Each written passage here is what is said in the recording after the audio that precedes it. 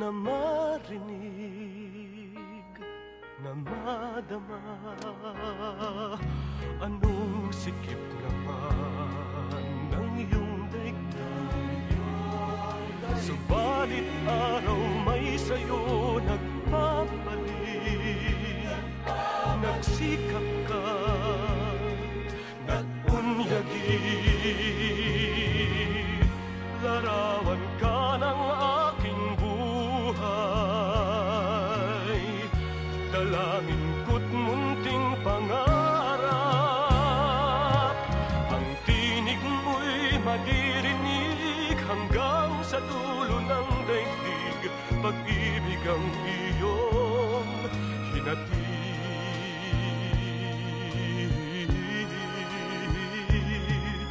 Maging pangarap may natutupad. Sundin ang bawat nais na ipahayag. Ipadama, gawing wagas. Larawan ka ng aking buhay. Dalangin ko't munting pangarap. Ang tinig mo'y maririnig hanggang sa dulo ng daigdig.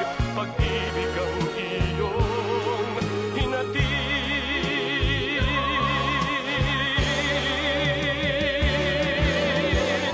Larawan ka ng aking buhay. Dalangin ko't munting pangarap. Tinig mo'y maririnig hanggang sa dulo ng daigdig. Pag-ibig ang iyong hinatid.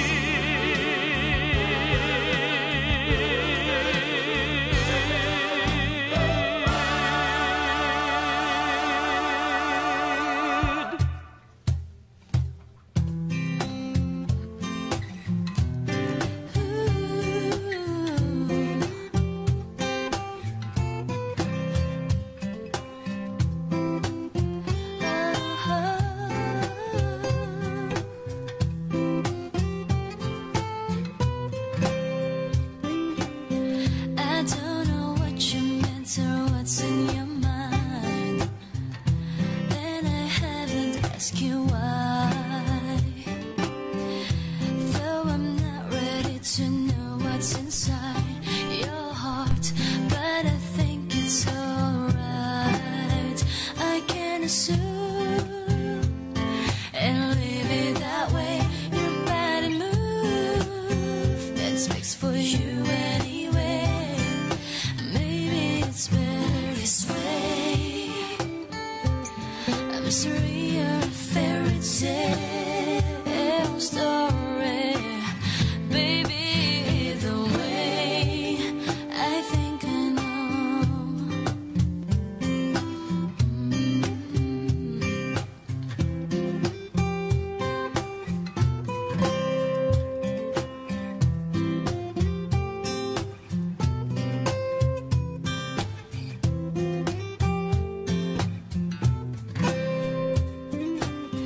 Maybe you thought that I don't have a clue.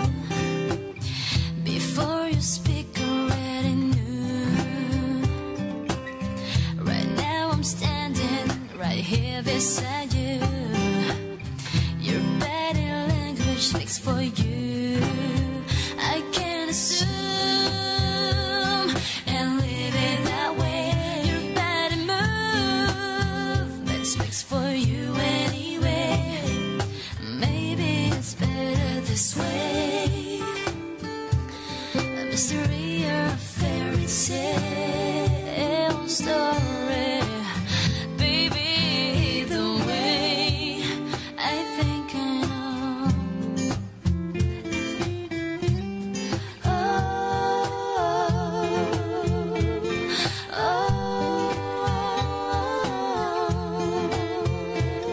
oh, oh.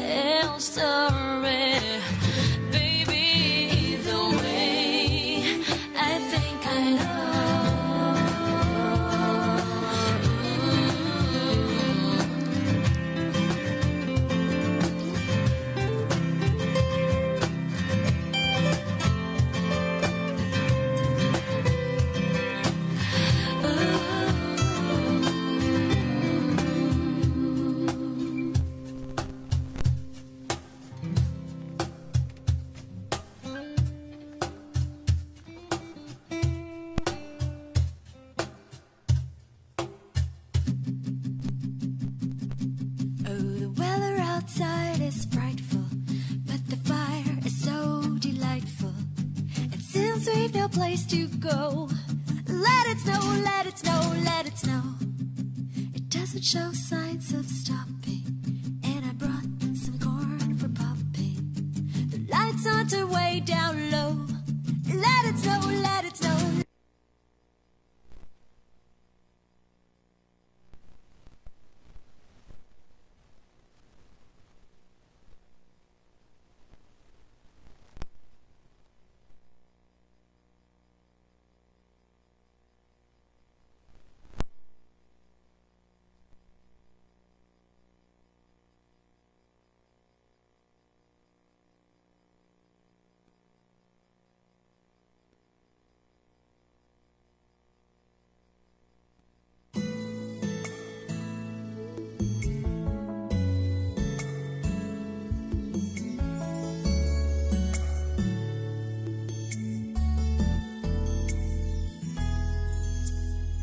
Sa gabi't araw, ikaw ang laging nais matanaw.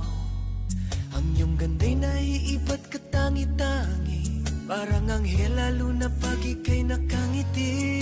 Panalangin ko sana'y dinggin, kahit sa panaginip lang ay marinig ko na ako'y minamahal mo rin. Wala na akong mahihiling, pagkat sa piling mo'y parang langit na rin. Mula nang masilayan ka, hanggang ngayon'y di nag-iiba. Pagtulog ko'y napapangarap na kasama, kung maaari lang ay ayaw nang gumising pa. Kung ika'y mawawalay, ang mundo ko'y mawawala ng kulay at buhay. Dahil nais ko habang buhay, makapiling kang tunay. Oh, oh, oh, panalangin ko sana'y dinggin, kahit sa panaginip lang ay marinig ko na ako'y minamahal mo rin. Wala na akong mahihiling, pagkat sa piling mo'y parang langit na rin.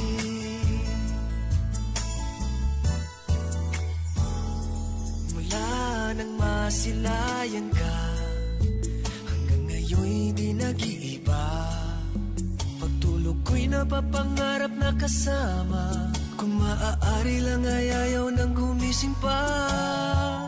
Kung ika'y mawawalay, ang mundo ko'y mawawala ng kulay at buhay. Dahil nais ko habang buhay, makapiling kang tunay.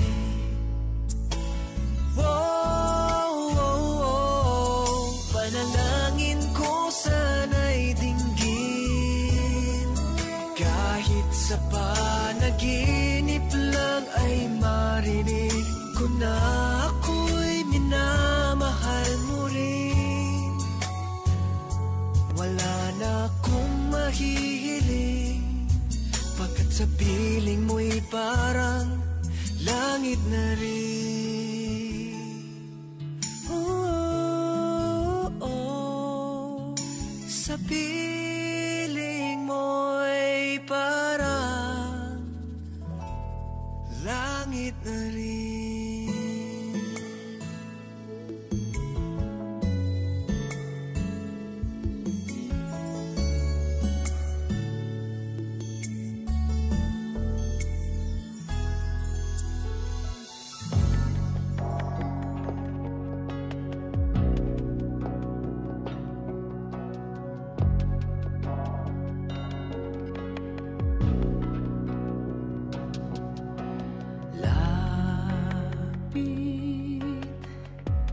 Ligtas ka na sa aking piling, malayo sa lumbay, kaya't buksan na ang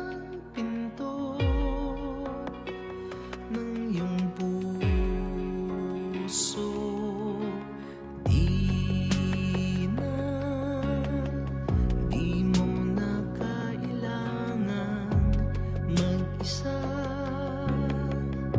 Tapos na ang gulo, kaya't isara na ang bintana ng duda.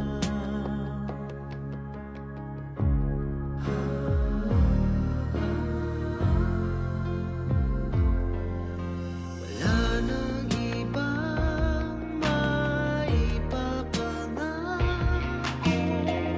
kundi habang ako ay nandito, di magwawakas maligaya mong bukas. Porselana mong puso, iingatan ko.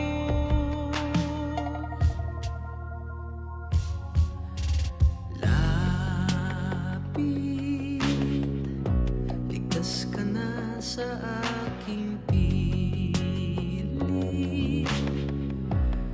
May karamay ka na sa hirap at ginhawa, sa bawat luha't tuwa. Halika, wag mabahala kung ika'y maligaw. Hayaan mo akong maging ilaw, kandilang gabay mo sa dilim.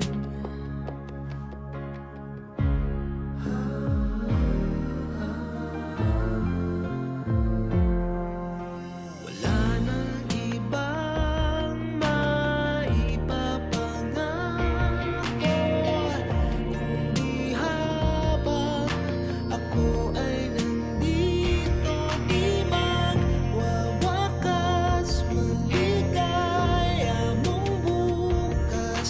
Porselana mong puso, iingatan ko.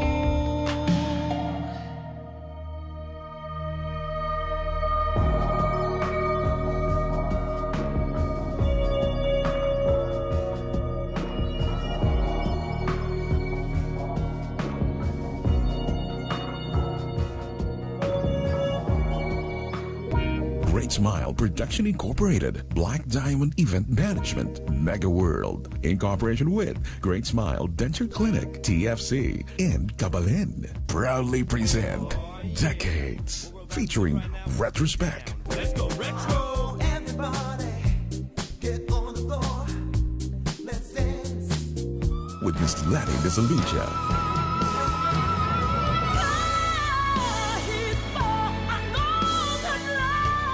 Decades, a dinner show at Rembrandt Banquet Hall, Scarborough, Ontario, on November 3, Friday, 7 in the evening. For more inquiries on tickets and sponsorship, call Belinda Reyes, 647-686-9841. Mamita at 416-312-7069. Don't miss this last quarter treat for 2017. Decades, a dinner show from your official media partner, PinoyRadio.com. Love it. PinoyRadio.com. PinoyRadio.com. Namimiss mo na ba paboritong kantang kinakanta? Lalo na't nasa abroad, tinitiis ang kalungkutan. Ngunit kahit na nahihirapan, ika'y marinig lang okay na. Pagod ay di baliwala, musikang Pinoy gamot na dala. Ilang beses na akong nag-antay sa'yo, ilang beses na akong naghahanap sa internet sa'yo. Paulit-ulit ay inaasam-asam na marinig man lang Pilipinas, mahal ko. PinoyRadio.com. PinoyRadio.com.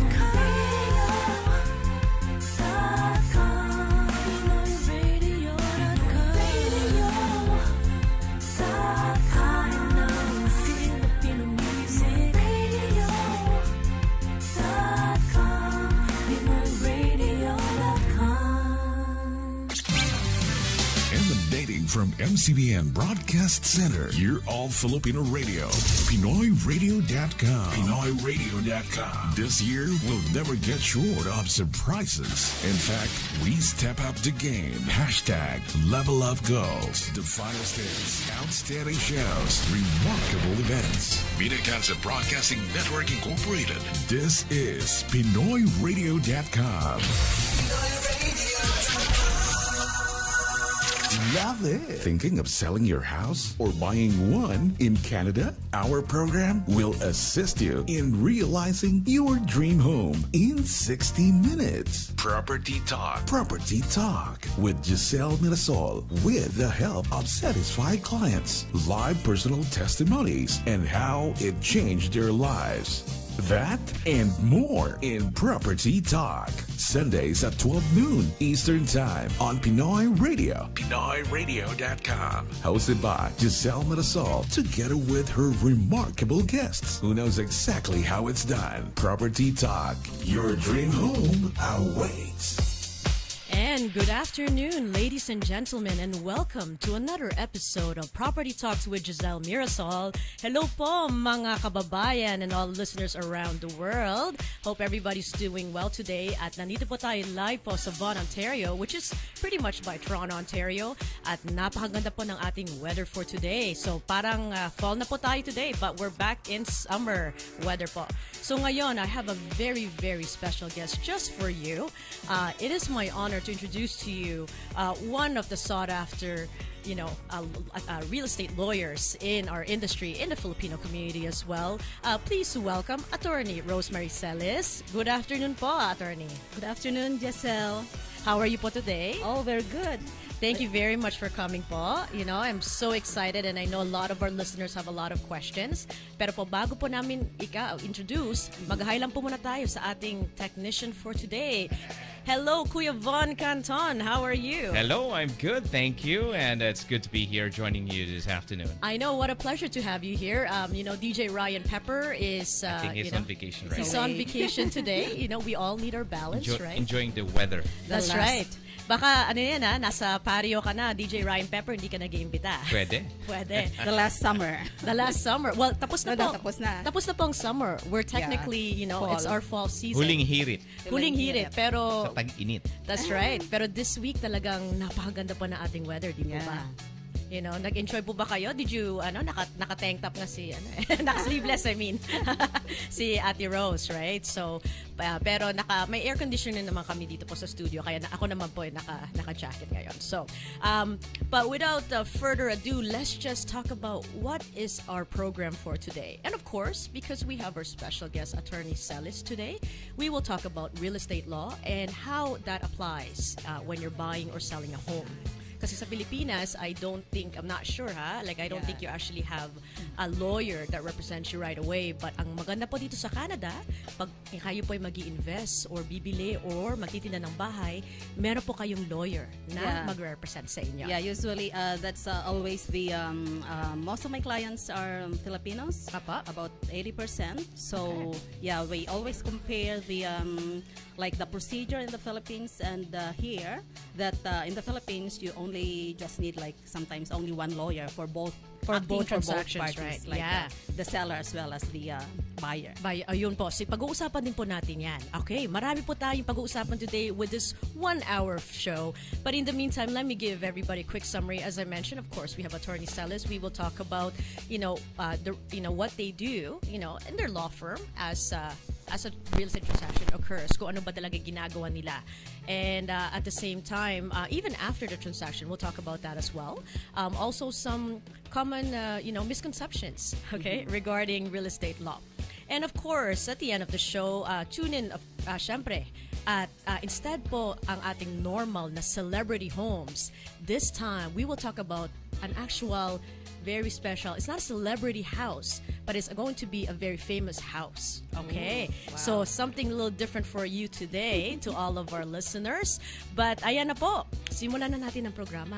Una-una pala, bago pa natin nasimulan, marami na po nag-highs po sa inyo, Attorney. Oh. Ito pong isa sa ating mga pinaka-famous po, tsaka well-known na videographer, si Mr. Goody Kambay. Hi, Goody. Oh. Nag-hi po siya sa inyo, Oh, attorney. Goody as my Your client. client. Yeah. Yun pong sabi niya, client daw po niya kayo. And at the same time din po, si Zeneline Hechanova at saka si Mr. Randy Bukaw, nag-hi din po Oh, sila si sa Randy. inyo. Yeah, I know Randy too. Yeah, and yung asawa niya si Ate Zeneline po nag-hi sa inyo. Okay. Hi din sa inyo. Ayun, so just wanted to say the quick hi and let's get started. Okay, so attorney po, nako, kilalang-kilala po siya dito sa Toronto. Yeah. Kung, Here, you don't need to call, you don't need your to lawyer call your and attorney. Yeah. Exactly. So, I You mean, could just call me by my first name, my last name, or kung minsan, people would like to call me just Ate Rose, Apo, tama po yan. Kasi po, like, sa Pilipinas, di ba nasanay po tayo ng ma'am or sir Attorney. or attorney. Dito po, we don't call people ma'am or sir. Actually, we call each other by first name. Or syempre sa ating community, we go by respect. Ate, yeah, so I yeah. actually call her Respect. Ate Rose. So Yeah. we'll just go by Ate Rose. Yeah, Is that okay, okay, po? sure. All right. Okay, so Ate Rose, maybe you can tell us a little bit about your law firm. Okay, I know, we'll tell everybody, where is it located to begin with? Okay, my name is Rosemary Celis. I'm a Filipino born and now, of course, a Canadian citizen. But I'm specifically, I am raised in Iloilo Yan po. City. Yeah. And so, aside from all over the Philippines, I make special mention to kamusta ka mo sa Iloilo. Ayan po. Sa lahat ng mga Ilonggo dyan. Yeah. And so our law firm is called Celis Law, and it's located at 797 Wilson Avenue, Suite 302. So it's the nearest intersection is Dufferin and Wilson. Ayun po. So malapit lang po tayo sa sa ating Filipino town, Philtown, sa Yeah. Little Manila, not Yeah. too far, right? Yeah. At ang as you've heard of ate, marami po kasi siya mga kliyente, but there also a lot of them are referrals din po ba? Yeah, mostly our clients are about 80% Filipinos, and mostly our referrals, of course, by realtors, real estate agents, mortgage brokers, and even our own clients. Yan po. They are And- satisfied with the service, so they also refer their friends. That's right. So, ayun po maganda po niyan. So, we are in the business of referrals, like including myself. And I've actually worked with Celis Law several times. Yeah. As well. At ang aking mga clients are very satisfied. So, hence the reason why I have her today. Okay? Yeah, and also just to aside from real estate law, I also do family law matters. Okay. As well as preparation of wills, power of attorneys. Ganun po. Yeah, So, kasi those are the things that are mostly needed by the Filipino community here. yung pag-usapan din po natin yung mga wills na yan kasi importante din po yan, Yes. and something that we actually try to put aside lagi until something happens that's very tragic, or unfortunately merong hindi natin may iwasan, death is part of Yeah, life. that's very true, yeah. And so kinakailangan din natin pag-usapan po yan ngayon today. Okay. So just before we start, just to give everybody, our listeners, a quick summary, when does the lawyer take place? So sa real estate po dito sa Canada, ang maganda po dito is, as I mentioned in my previous shows as well, you are being assisted by professionals. Professionals, okay? yeah. So when you are buying or selling a home, so in this case, let's say buying, normally you speak first with a mortgage agent to get a pre-approval. Pre-approval, yeah. Once you have the pre-approval, then you will talk to me, which is the realtor. Tulungan kayo sa shopping part. Yeah. Hindi lang naman sa shopping, but at the same time, also with regards to the negotiations and all the paperwork that's involved. Pag natapos na po yung transaction at nabili po natin yung bahay, this is where pina-forward po natin ang paperwork po sa lawyer. Okay? So, ang mangyayari po is each buyer or seller will have their own lawyer. Okay? Usually, magkaiba po. Hindi po isang lawyer. Okay? So, in this case, we're using buyers as an example. Ngayon po, pag natapos na, sila Ate Rose na po ngayon ang Mag-step over. That's right. So, Ate, can you give us a general idea from the time that we process and we provide you with the agreement of purchase and sale? Ano po ang ginagawa po ng lawyer? Okay, so just to correct you a little, just Sige po. yung sabi mo na after Apa. because usually the offer is not firm Yes. until all the conditions are waived, Yes. right? So usually when you buy a house different from a condo. Apa. So usually for a house there are mostly two conditions. for the financing as well as the home inspection. Yeah. So usually the lawyer steps in after all those conditions Have been fulfilled, waived, yes. or fulfilled. And in the case of a condo, so there are usually 3 conditions. Of course, the financing, the inspection, and the review of the condo status certificate. Tama po. So usually those 3 conditions are not fulfilled simultaneously. There are like number of days that it will be fulfilled on the agreement, and the lawyer usually steps in with regards to the review of the condo status certificate.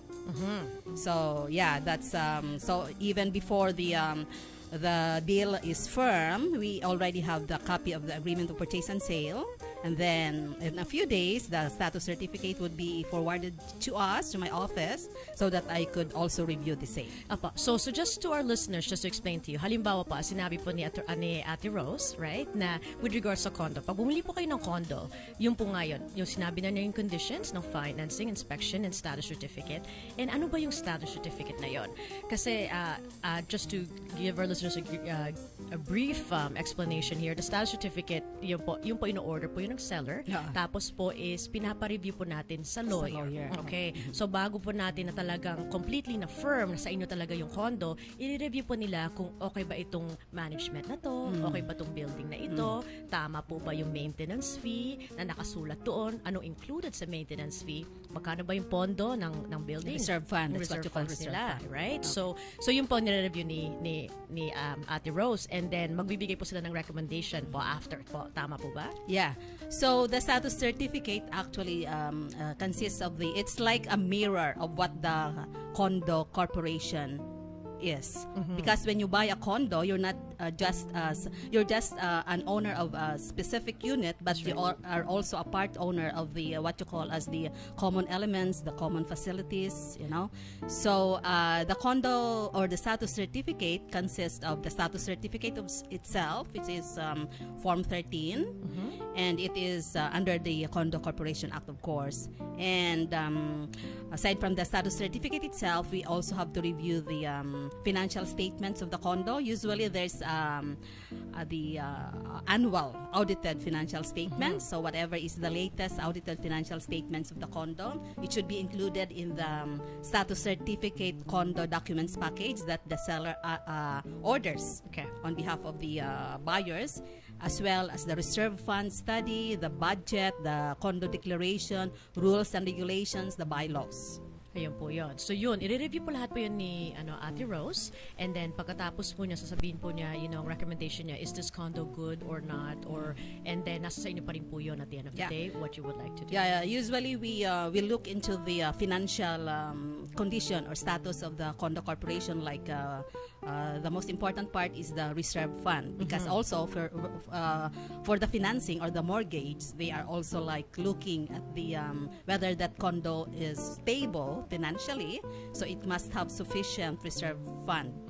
No, and that is reflected in the status certificate itself, as well as on the reserve fund study, and that is required also under the Condominium Corporation Code. Yes. So bakit importante yun? So syempre, kinakailangan gusto nyo yung building na yun, meron silang enough money na put aside. So in case of an emergency, or if they need to fix something, let's say Major mga balconies, repairs, major repairs, there's enough money to support that. Because otherwise, pag hindi po siya enough, ang mangyayari po is, sa palagay ninyo, saan po kukunin po ng management ang pondo for the rest of the payment to repair something in that building? Di syempre po, di ba? Yeah, sa unit owners. Sa mga unit owners. So ibig sabihin po niyan is, mag-contribute sila. Mag-contribution silang special assessment. Special assessment. Or tataas ang kanilang maintenance fee. fee. So yung pong nire-review natin ahead of time. Okay? Kung okay siya. Kasi baka mamaya, bigla siyang tumaas ng masyadong mataas. And of course, the buyers should be aware of those things, So once I review them, I would usually call the buyers, talk to them, discuss to them. I would also email to them the copies of the status certificate and the things that I review, especially the reserve fund study, the financial statements, because sometimes it's not enough that you just talk to them. It must be also shown to them. That's right. Sometimes I would prefer to meet them personally if there is enough time. Okay. But sometimes the agreement would only say, oh, the lawyer is only given 2 days, 2 days to review. the Yes. status certificate. That's why I would always advise the real estate agents, give us time, like 5 days. Because sometimes it's even like they would forward the status certificate to me, and the next day it would be the Yeah. deadline for the waiver. At Yeah. least 5 days, I will have enough time to contact the clients, because as much as possible, especially if I find something unusual or with Something that you need to follow up on. Right? So I need to explain face-to-face Kung ano po nangyayari sa talaga. clients, because of course it's the clients or the buyers that would be the actual the final decision. That's right. Who will make the final decision? But of course, and Ate Rose will guide you through it and what you think will be best for you. Because at the end of the day, this is an investment. Yeah, right? that's an investment. And kaya po kinakailangan natin to make sure that you are protected and you are covered. So yung po yung sa status certificate. So this is prior to even the firming of the deal. But once we have the deal firm, okay, well, let's quickly talk about that before we go on break. So ano po mangyayari po pag halimbawa po freehold, meaning walang maintenance fee, halimbawa detached na bahay, house, single home, and tapos na natin yung financing and inspection, and then now pinasa na po natin ang paperwork sa inyo po. Yeah, so usually it's the agent who would forward to us in advance a copy of the agreement of purchase and sale, but the official document should come from the agent's brokerates, right? Follow up ng brokerates. And once we receive the agreement, of course, we have to make sure that that deal is already firm. And I always advise my agents or the realtors that when you forward to me the agreement of purchase and sale, you also forward to us the contact information of the clients, yes. whether they are we are on the side of the buyers or we are on the side of the sellers, so that we will immediately, because that's the procedure in our office. Once we receive the agreement of purchase and sale, of course I have to review it, and I put tabs. Usually I would highlight in the What's agreement important, what has to be followed up, and then I would instruct my staff to contact the clients. Of course, that would be easy if we already have their phone numbers and Yes.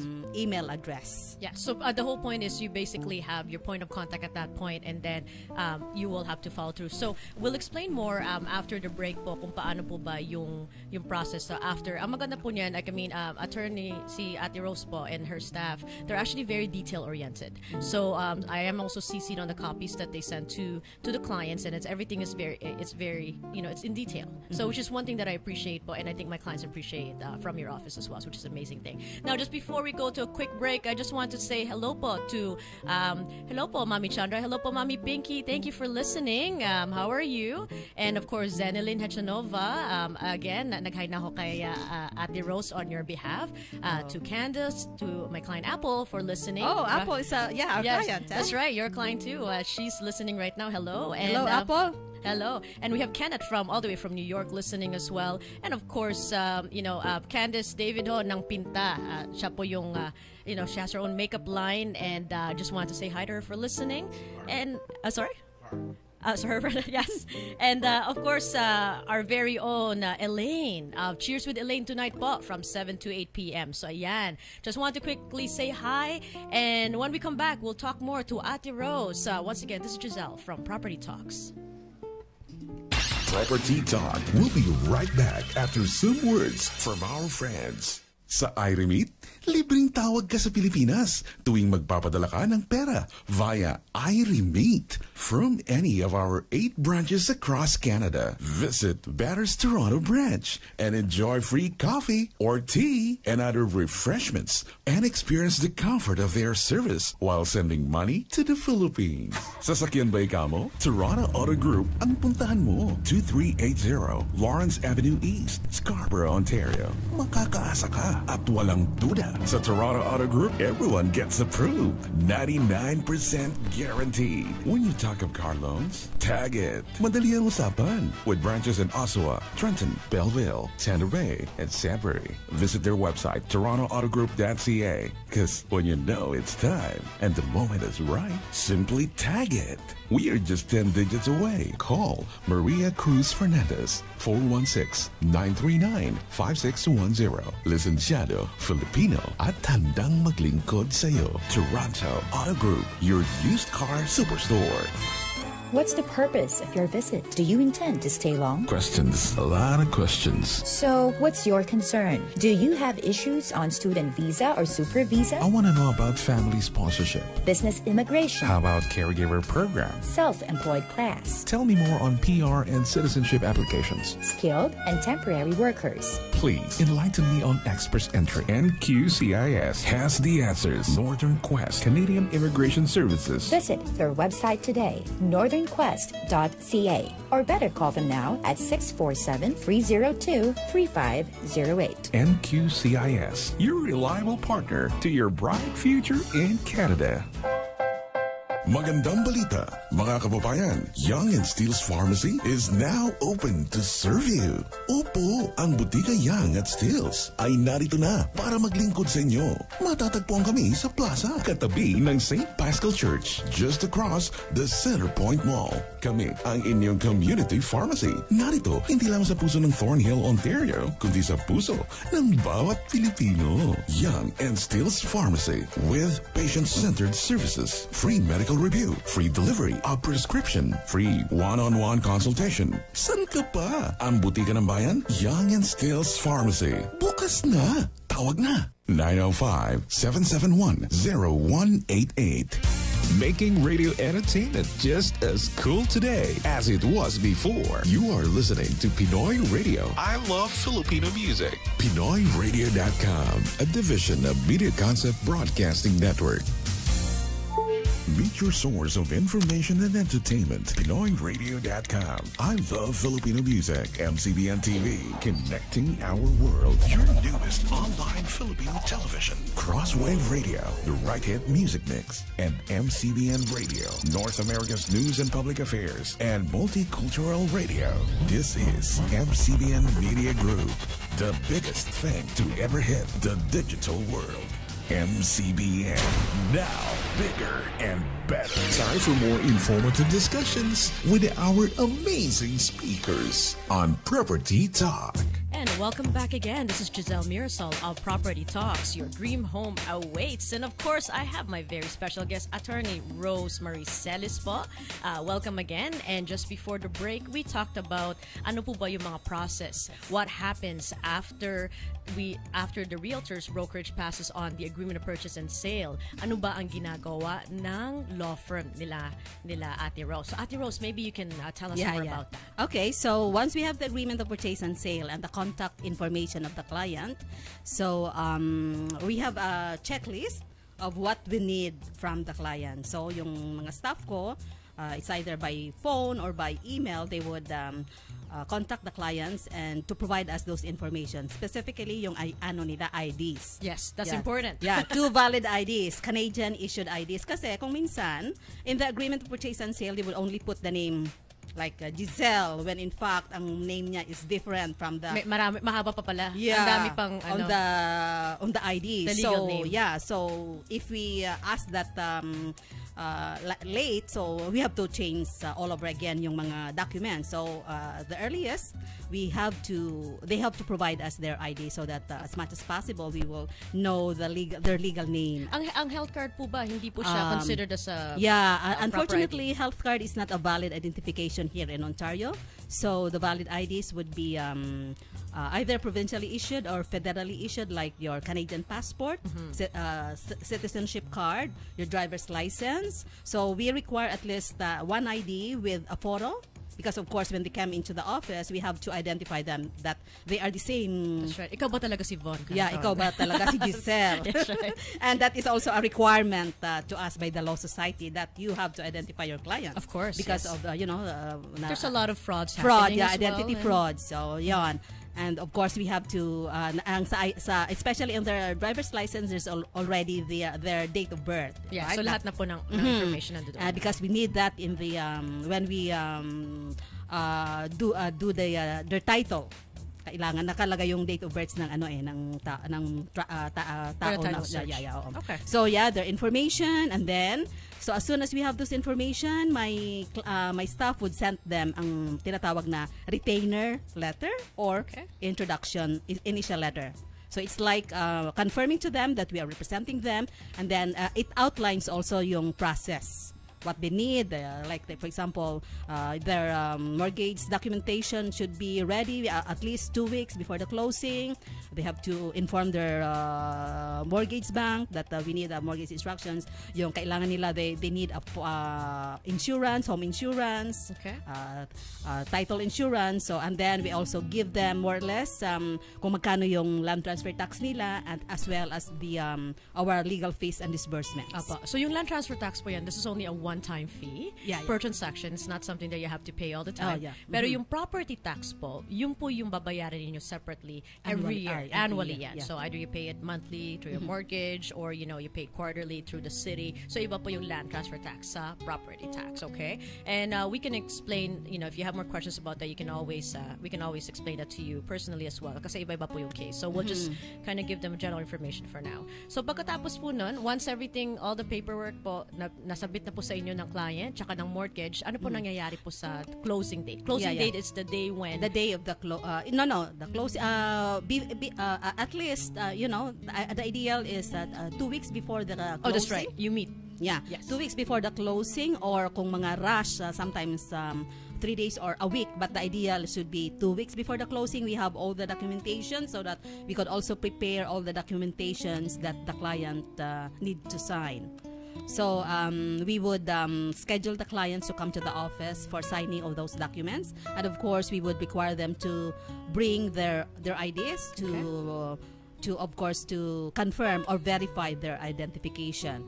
So on the day of the closing, sometimes the clients would be surprised that, oh, those are all the documents that I will be signing. That's right. Kasi akala nila, isang libro, it's a whole book po. It's a whole booklet that you have to sign, and don't be surprised.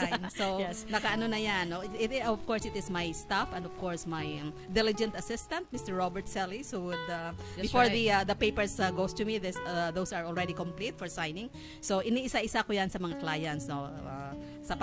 When they sign, isa-isa yan. At the same time, what they are signing, I have to explain to them. Exactly. Oh, that's great. So there is a lot. I mean, I always tell my clients that, yes, I know in this agreement that you're signing with me, don't worry, I know this is a lot, but when you go to the lawyer, there's more. Right? And of course, I also review again the agreement. Kasi kung may mga, sa agreement sometimes, may mga ano doon na i-fulfill. Like for example, inspection, the final visit. Yes. And there are things that they need to, like, if there was something that was found out in the inspection, yung kung na-fix na ba? Yes. Like for example, the appliances were not working, or there was something wrong with the so Pina-follow up up so yan prior sa to client. closing, making sure that everything is okay. So that's great. So this is ang maganda po dito sa Canada. I mean, all the professionals are working hand in hand to make sure that you are protected, that everybody is on the same page. Katulad po niyan, pag sinabi po ni Ate Rose sa akin, okay, Gizele, nandito nakasulat dito na hindi nag-work yung appliances. So on my final visit, I make sure that that's working and everything else, and then I inform her na okay na po tayo, Ate Rose, right? At kung hindi naman, and then of course there are other steps. Every case is different.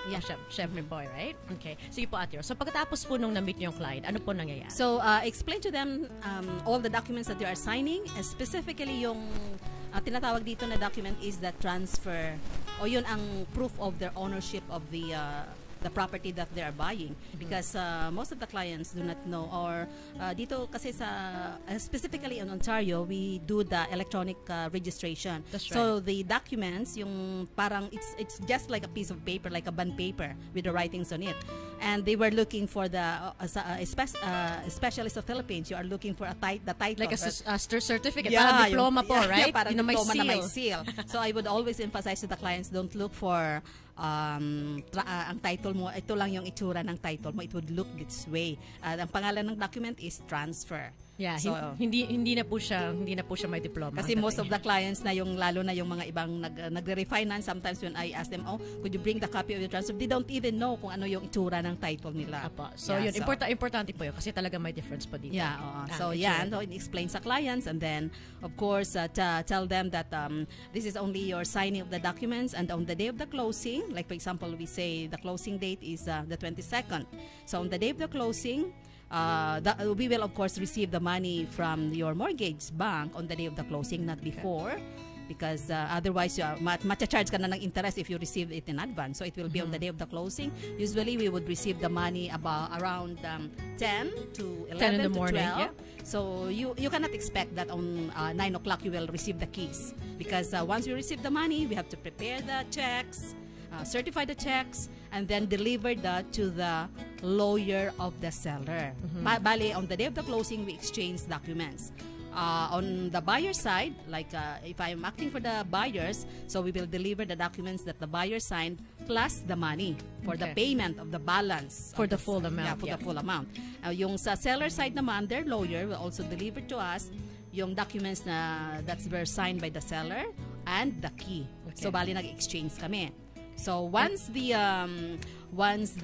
seller's lawyer received the funds from us, they would contact us that the fund is good. You gave us all the yung full satisfaction of the sale. So and then we would of course go to the yung TerraView, no? We have the software, or we are connected electronically to the TerraView system here, which is the registration system here in Ontario. And then the lawyer of the seller would sign release on the transfer, and then that's only the time that we could register the title or the transfer deed. So nangyayari po yan. So anytime between 12 to 6 p.m. you can get a call from your lawyer, right? From Ate Rose, and say, okay, this is all done. Once everything is done for both parties, buyer and seller's lawyer, that's when they call you to pick up the key. So kaya po hindi po siya specific time. Sa specific time, Kasi depende rin sa pag-deliver ng pera or pagdating ng pera. So once that is completed, would usually call or email our clients, congratulations. That's we right. have registered, we have completed your transaction. You could come to the office to pick up your keys and your documents. Yun po yan. So yun po yung pinaka-exciting na part, when they pick up their key on that day, right?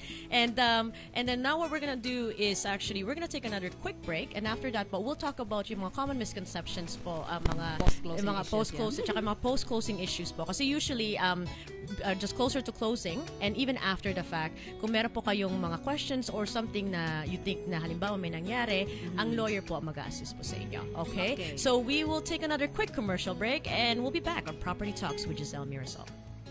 Property Talk. We'll be right back after some words from our friends. Action Honda is back with another startling car deal for 2017. All for Civic, all for you. Here we go. Civic LX Coupe, Sedan, Hutch. All up to 60 months, all at 0 down payment. Get the treatment you truly deserve. Action Honda's Car Spa. Service, parts, assistance. Basta Action Honda, makakaasa ka. 4334 Kingston Road at Lawrence Avenue East, Scarborough. Don't pay for 90 days? Sounds interesting. Call now. Asikasong kabayan sa Action Honda team na maaasahan. Action Honda, where car ownership is made easy. Welcome to comfort. Welcome to New Plaza Motel. Conveniently situated just outside the hustle and bustle of downtown Toronto, you can truly enjoy your stay with our capable staff at your service round the clock. Check-ins at 3 p.m. and checkouts at 11 a.m. For additional details and other concerns, visit our website at www.newplazamotel.ca. New Plaza Motel, 4584 Kingston Road, Toronto. 3 taon na ang nakakalipas simula ng una akong dumating dito sa Canada. Siyempre, masayang-masaya ako at nakarating ako dito. Talagang gustong-gusto ko. Pero, namimiss ko pa rin ang pamilya ko sa Pilipinas. Kaya, sumali ako sa MoneyGram Sweepstakes para magkaroon ng pagkakataong manalo ng airline ticket na nagkakahalaga ng $2,000. 18 tickets ang pwedeng manalo. 2 mapubunot bawat linggo simula Agosto hanggang Setyembre. Sagutin ang 2 simpleng katanungan sa moneygram.ca/sweepstakes. MoneyGram, bringing you closer. No purchase necessary. See official rules at moneygram.ca. pinoy.ca/sweepstakes. Great Smile Production Incorporated, Black Diamond Event Management, Mega World, in cooperation with Great Smile Denture Clinic, TFC, and Kabalin, proudly present Decades, featuring Retrospect. Let's go retro. Everybody, get on the floor. Let's dance. With Miss Lani Disalucha.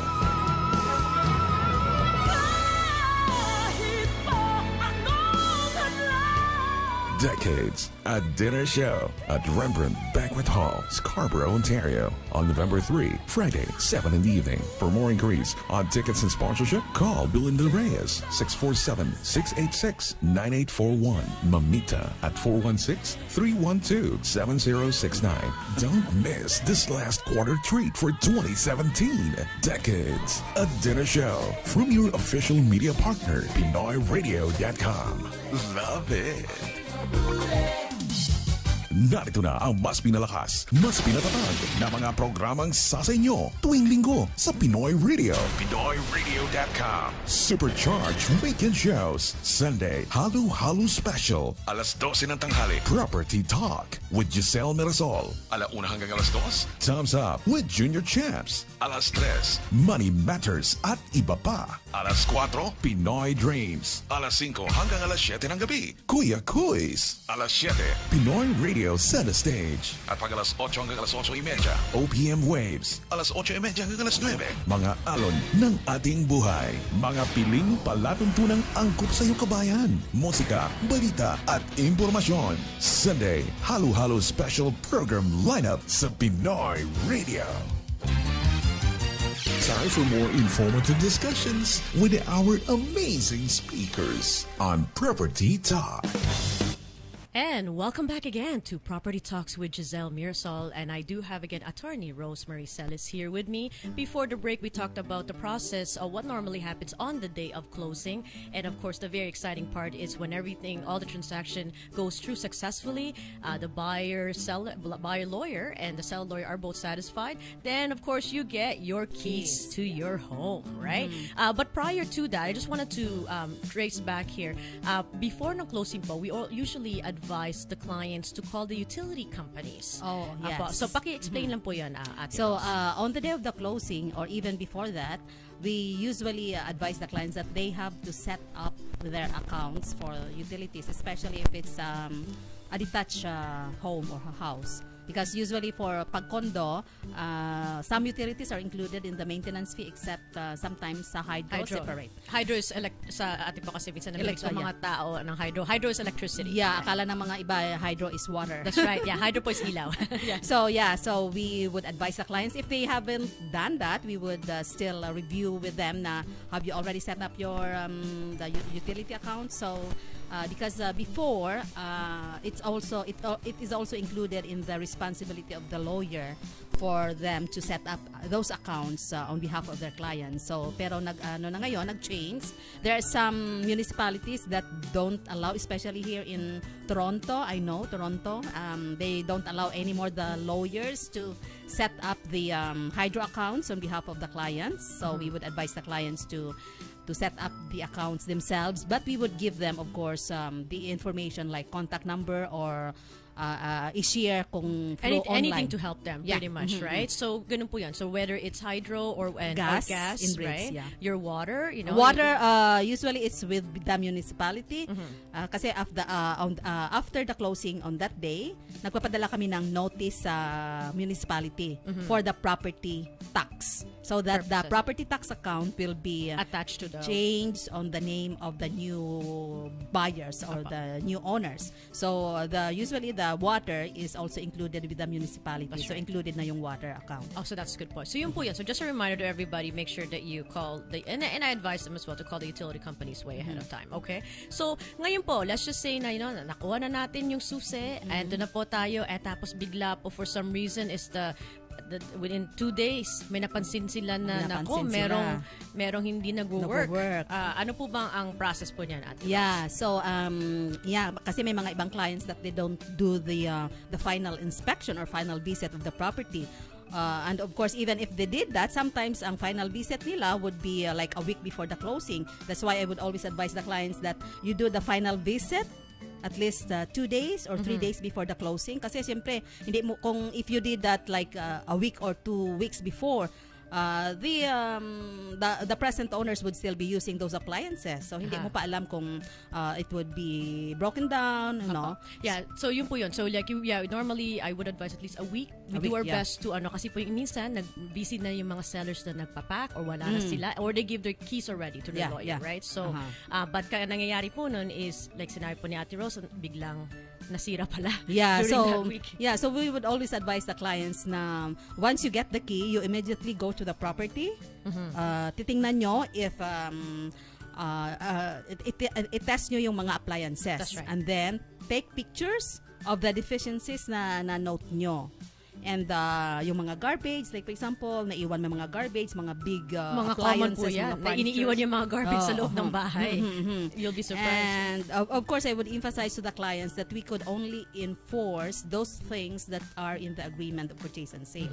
Kung wala naman yun sa agreement of purchase and sale, ang mga ibang complaints, hindi yun hindi siya valid. Of course, yes. Of course. Okay. And the best thing is talagang lalagyan mo ng pictures kasi kung may mga pictures, forward ko yan pati yung picture sa seller's lawyer para makita nila na hindi lang tayo we're just making it up. Making right? it up. Yeah. Tsaka, sometimes, you also get na, napakadumi nung stove.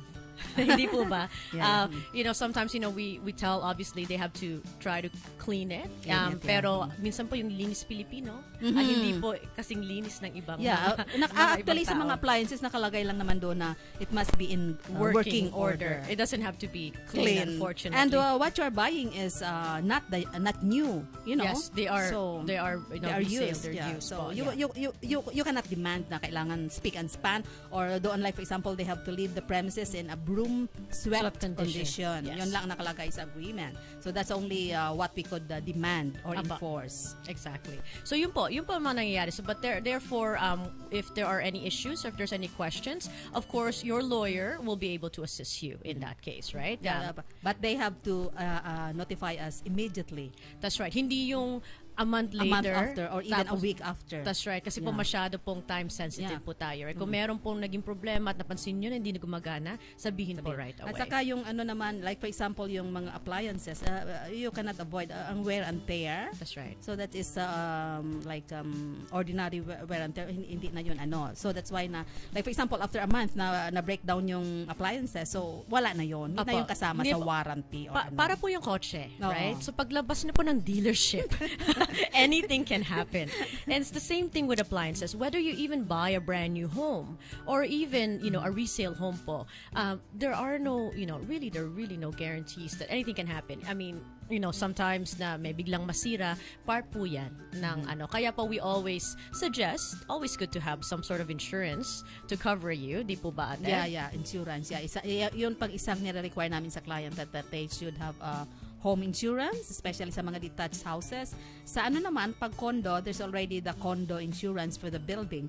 But we would still advise the clients to have the yung tinatawag na contents and improvement insurance. Content insurance for sure, right? And then sometimes you can even add a little bit of sa content insurance, you can public liability or anything na kung mag-leak, pwede ka mag-add ng mga additional sewer back or pipe plumbing. So may mga additional po yun, not just to protect you in case na bigla naman yung faucet nyo, bigla nag-leak. Yung pala, yung nasa baba ninyo sa unit ninyo, apektado, hindi nyo alam. So, yung mga ganun po, kinakailangan natin protektahan ang ating clients. Okay? So, ayan po, just wanted to quickly say hello. Hello, Francis Fries. Hello, Ate Lot. Thank you very much for listening. Okay? Ayan po, nag-hi po sila. So, Ate Rose, ano po ba usually na ma-advise ninyo sa ating mga clients with regards to buying or selling a home pagdating po sa real estate?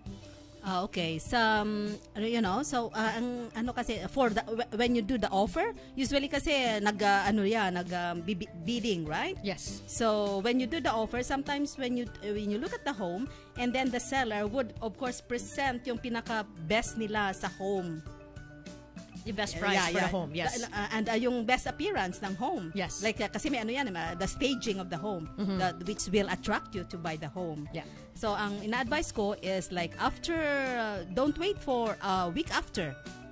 I mean a week before the closing to visit the home again because sa agreement usually you are given there two times, minimum 2 visits. Minimum 2 visits. You could even make it 3. Yeah, if you Kasi want. yung like after a week or after a month ng pag-offer mo, if your closing is not in 3 months, or you can visit multiple times. You could visit para makita mo ulit dahil after the staging, siyempre, ano na yan, yung ordinary appearance. Wala na yung magagandang gamit.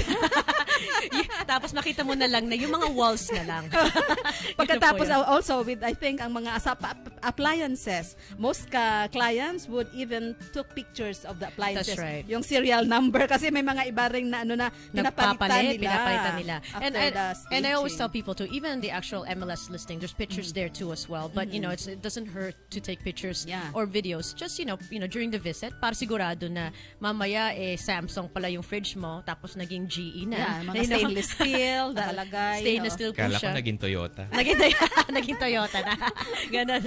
Iba na yung ano niya. So you take pictures even of those appliances. Kung pwede mo mapicturean pati yung serial number kasi I have encountered with other clients na pinalitan. Na nangyayari po yan. And unfortunately, you know, hindi po natin maiwasan yan. But kaya po, you know, we have a lawyer to make sure that you are protected. And also, all the things na what you have agreed with the other party, it must be put into writing. Yung po pinaka-importante. Because this is a legal documentation, right? Ang maganda po dito, hindi sa Pilipinas kasi po pagka may pera, cash tapos na po yung transaction, right? So, kasi like for example, kung minsan sabihin na, okay, we will repair this, and it was only verbal, and then they would tell me, oh, we have agreed na they have to repair this, but I could not enforce it with the other party or the other lawyer because it's not in not in agreement. writing. It's not in writing at all, right? So, yung po yun. So, we make sure that sa part po ng aking trabaho is to make sure that everything is written and then the lawyers are aware of it. So, ayan po yun. So, Ate Rose, nako, malapit na po tayo matapos. Wow, the time is so running. Quick, napakabilis po, right? I know there's a lot of information. Now, before I talk about the celebrity home, again, pakiulit lang po, what's the best number to reach your office? Our office number is 416-242-6927 and the email at rosemary@cellislaw.com or robert@cellislaw.com. Ang Celis po is CLIZ. CALIZ. Sa Canada po is Z, pero po sa iba Z. Okay? Yeah. So, and if you cannot reach us by, sa phone, because of course, maraming clients, you leave a message because we will always check our voice because messages. they are also very busy. Busy is always good, right? But if you can't get a hold of them, I mean, you can simply get a hold of me. Yeah. You know, again, through your agent. That's right. And then Kasi pwede siya mag-text I know, I have a direct line.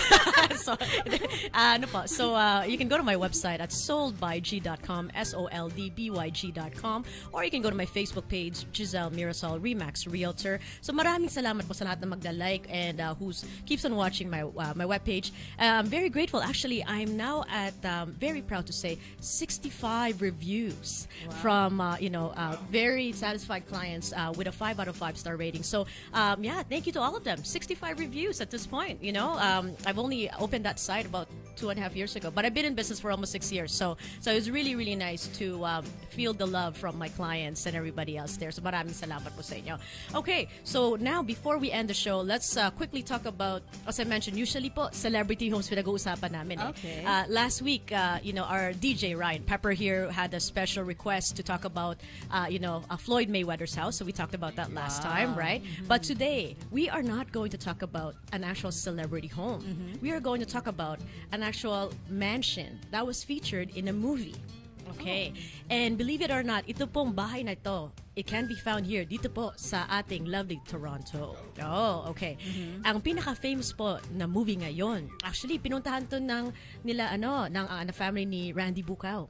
Okay, pinuntahan nila recently. It's funny because I was going. Nauna pa siya. And it's funny because I was going to talk about it today, right? So, ito pong mansion na to, it's actually featured in the film The It. Yung clown movie, yung nakakatakot. Okay, so the It movie mansion is basically it's an abandoned home. Okay, and also rin sa film na Suicide Squad, nandoon din siya. And some of the yung TV show na Suits, Okay? Nandoon din siya as well. But this home, this 115-year-old home is located east side of Toronto. It's actually a setting for Victorian horror stories. Okay? Actually, ano po siya? It's called the Cranfield House from 1902. Okay?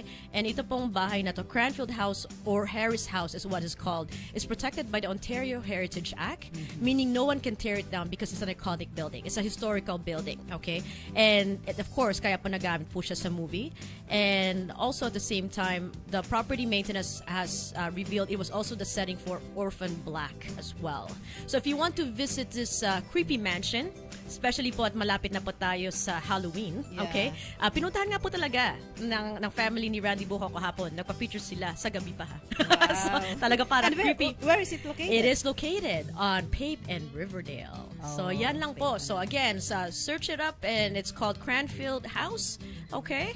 And yan po sa ang kanilang ginamit sa The It, the movie, the Stephen King movie, The It po, yung clowns, sinakatakot. Ayun po yun. Yan ang ating celebrity home for today. Yan po ang nangyayari po sa ating ngayon, right?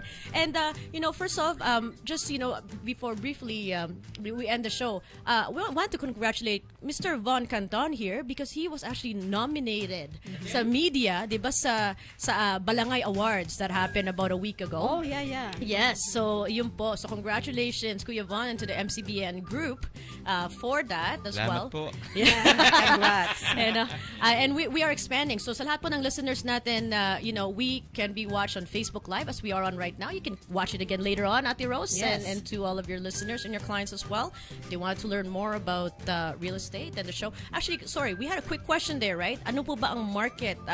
Kung bababa daw ba yung presyo ng mga property in 2018? Okay. So I will provide my opinion and I'll give Ate Rose. That question is from Carl. Carl, okay. Hello, Carl. Thanks for listening. So, ganito po ang trend po ngayon. No one can really predict what will happen in 6 months from now, a year from now. I mean, there's been talks about the bubble, bursting for years now. I mean, this has been, ang nangyari po, just to, Carl, give you a quick summary, the market was really, really hot at the beginning of the year. Okay? A lot of bidding and everything else. And then the government started making an announcement on April 21st. Okay? The new tax. That's right. So, which is the new foreign buyers tax. However, as I mentioned, it's a foreign buyer's tax. Yeah, foreigners. So it's not really affected sa ating, tayo pong mga, tayo mga local, mga residences po na nakikinig. So with that being said, naapektado po ang market because of the psychological effect of that. So marami pong mga news prior to that. So nangyari, at that time, it was more of a seller's market. So there was actually mas marami po ang nagbuibili, kokonti po ang nagbebenta. There's a supply and demand issue. Okay? Kaya po tumaas yung mga properties. Okay? At panay po ang bidding. So, since then, ang nangyari po, after that announcement, medyo nag-stabilize po yung market. Okay? And napansin niyo po yan, Ate Rose, as well, right? So, ang nangyari po, ang mga buyers natakot. They were holding off and thinking that the bubble will burst because they want to buy something at a later time when they think it's cheaper. Okay? And nangyari naman po, yung mga sellers biglang naglabasan. Okay? And because they wanted to, try to sell their home because baka they won't get the same amount as their neighbor did, back in March or April. So since then, what we've noticed, bumabalik na po ang mga buyers. Okay? Yes, nagbumaba po ng konti ang presyo ng mga bahay. There are areas, it did go down. Another reason why that's being affected, kasi marami pong bumili during the high time, the busy time, that when they're trying to sell their home, medyo naipit po sila. Yeah. So, nangyari is they had to start lowering the prices and everything else dahil kailangan nila mabenta yung bahay nila to finance the new home that they bought when it was a high season. So, kaya yun po nangyari. So, bumagsak po ng konti yung market. Okay? So, we did see that change as well. So, right now, mas mura nga po ang bahay ngayon ng konti in comparison to earlier this year. Yeah, that was sometime October up to April. Yeah, mga April po na yung announcement. So, ngayon po, bumaba nga po. However, the interest rate went up. Because the prime rate went up twice in July and then in September. So ngayon po, ang rate po ngayon on a 5-year fixed term is an average about 3.19%.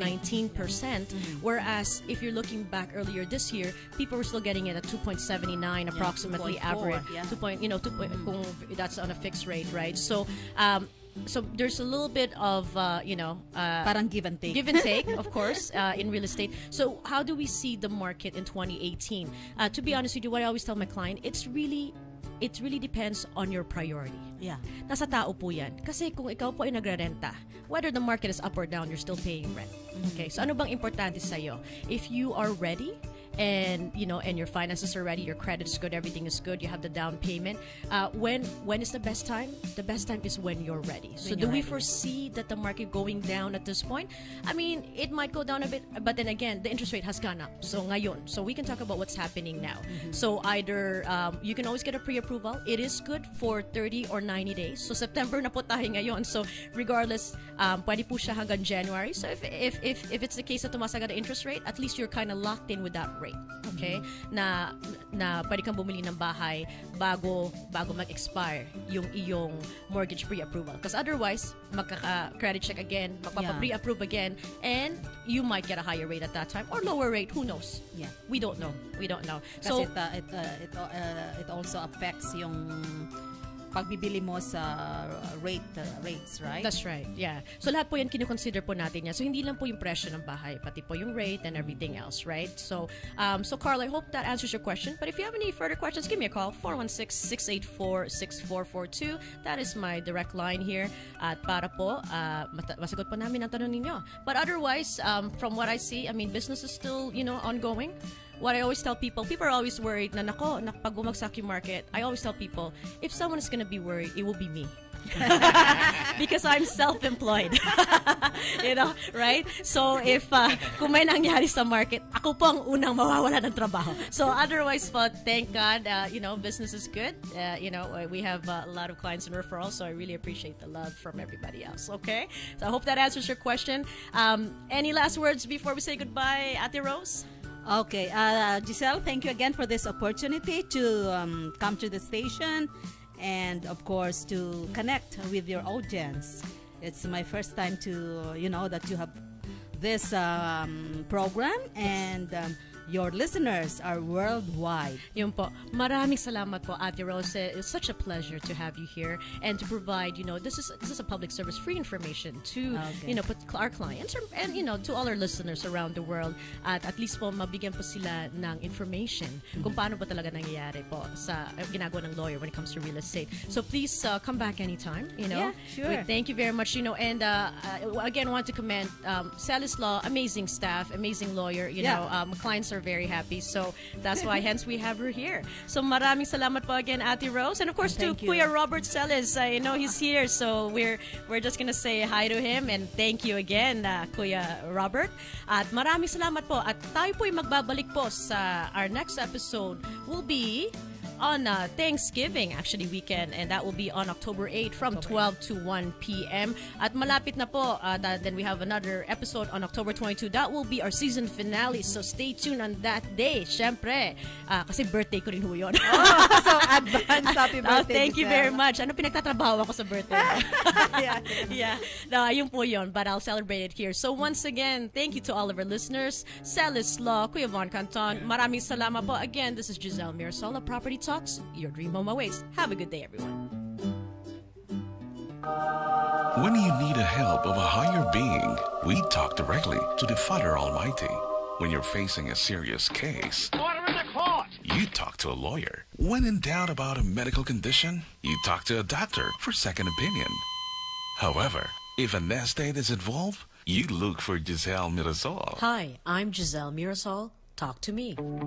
Yep, real estate, that is her thing. Happening soon on PinoyRadio.com. Property Talks with Gizele Mirasol. Your dream home awaits. Premiere episode airs on February 26. Are you selling your home or buying one? Gee, you need help. Fast. Call 416-684-6442. Talk about mortgages, real estate, and everything along that line? Gee, you gotta have assistance.